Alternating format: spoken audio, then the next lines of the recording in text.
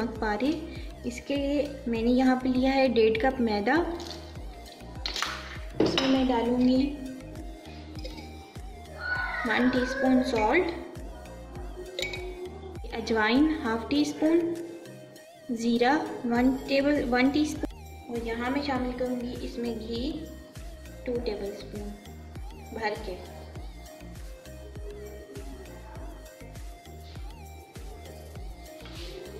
अब हम इन सारी चीज़ों को मिक्स कर लेते हैं।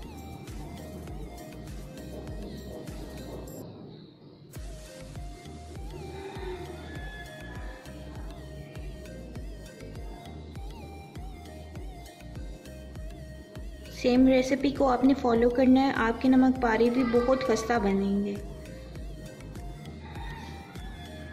अब हम इसमें हमने थोड़ा थोड़ा पानी करके ऐड करना है और हमने इसका एक डो बना लेना है। देखें जी, हमारा डो बहुत अच्छे से गूंद गया। ठीक है, अब आपने इसको क्या करना है, 15 मिनट्स का रेस्ट देना है। ये देखें जी, 15 मिनट्स हो चुके हैं, हमारा डो रेडी है बिल्कुल। ठीक है, ये देखें।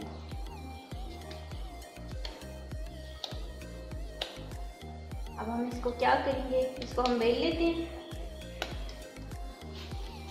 ये देखिए, हमने अपनी डो को बेल लिया है बहुत अच्छे से। ठीक है, बहुत बारीक आपने इसको बेलना है। ठीक है, बिल्कुल पतला, तभी आपके जो नमक पारे है ना वो बहुत खस्ता और अच्छे बनेंगे। और दूसरा इसका टिप क्या है कि जब आप नमक पारे काट लेंगे, उसका शेप दे देंगे, फिर 5 मिनट आपने उनको यहीं छोड़ देना है। ठीक है, 5 मिनट जब आप उनको यहीं छोड़ेंगे तो आपके नमक पारे जो है ना बड़े फूले फूले बनेंगे और बहुत क्रिस्पी बनेंगे। ये देखिए, आप नाइफ से भी इसको काट सकते हैं।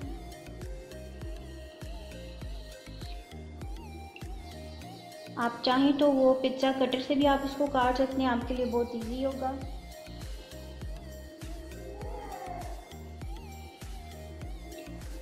जो साइज़ आपको चाहिए आप उस हिसाब से काट सकते हैं। यहाँ मैंने ऑयल गर्म होने के लिए रख दिया, बहुत ही हल्की आंच पे। ठीक है, आपने क्या करना है, आप जब ये ऑयल गर्म हो जाएगा, आपने पहले इसमें 1 नमक पारा फ्राई करना है।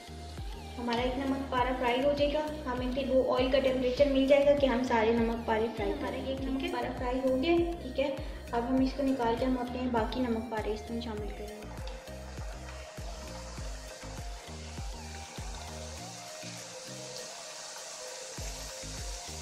दूसरा टिप ये है कि आपने इनको बहुत हल्की आंच पे फ्राई करना है, तो आपके नमक पारे जो है वो बहुत क्रिस्पी बनेंगे। हमारे नमक पारे बहुत अच्छे से फ्राई हो गए हैं, इनके ऊपर बहुत अच्छा सा कलर भी आ गया है। ठीक है, अब हम इनको निकाल लेते हैं। इससे ज़्यादा हमने कलर नहीं देना, वरना ये फिर बहुत ज़्यादा डार्क हो जाएंगे। ये देखें जी, हमारी ज़बरदस्त से नमक पारे रेडी हैं। ये आप देख सकते हैं कितने क्रंची हैं, क्रिस्पी हैं। ठीक है, ये मैं आपको तोड़ के दिखाती हूँ। ये देखें। ठीक है, आपने इस रेसिपी को ज़रूर ट्राई करना है और मुझे ज़रूर अपना फ़ीडबैक देना है। थैंक यू, अल्लाह हाफिज़।